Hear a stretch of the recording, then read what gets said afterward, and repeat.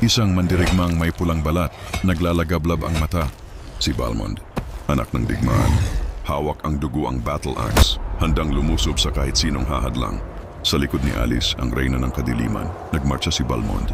Tahimik, tapat, walang tanong, sundalo ng blood demons. Pero may apoy na unti-unting nagigising. Nakita niya, si Alice nilalamon ang kaluluwa ng mga kasamahan niya. Napuno ng galit ang dibdib ni Balmond. Niloko siya. Ginamit lang siya. Puno ng galit sumigaw si Balmond. Sinugod ang kampo, tinaga ang bawat demonyong humarang. Ang apoy sa paligid sumasabay sa init ng kanyang paghihiganti. Sa ilalim ng dugot buwan, sumigaw siya sa langit. Alice, pupulutin mo ang kasamaan mo. Dito nagsimula ang kanyang landas ng paghihiganti. Sa bawat gabi binabagabag siya ng alaala, kadena ng nakaraan. Pero hindi na siya alipin. Pinunit niya ang tanikala ng galit.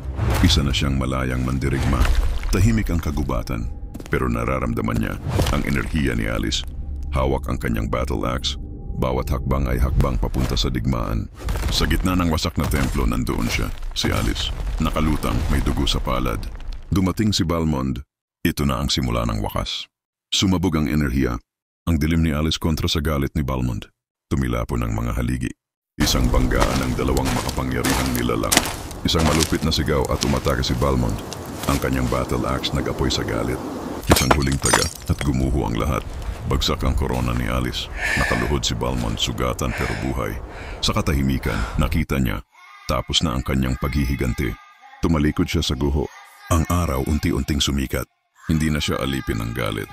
Siya na ngayon ay alamat.